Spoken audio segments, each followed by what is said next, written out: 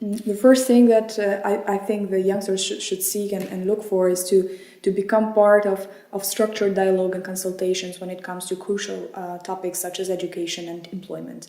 There is also a need to put some more efforts on enhancing a kind of trialogue between governmental bodies, business community and civil society. We should invent or reinvent ways how to employ young people and how to offer better qualification for them in vocational training schools or universities. We should adopt this dual system of learning and working also, because youngsters are always complaining about being too theoretical in terms of taking knowledge and so on. On the other hand, non-formal education and mobility is also a key point in all these contexts, because it can help youngsters build their soft skills and also gain some more knowledge and information which they cannot take from the classical education system.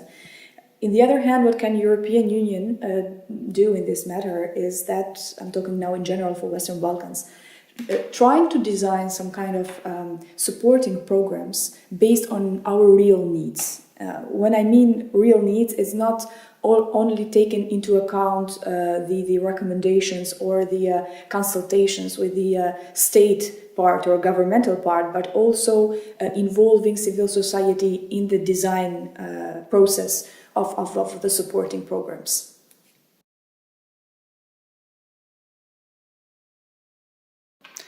Well, education, it's very much related to reconciliation. We cannot talk about reconciliation if we do not overlook the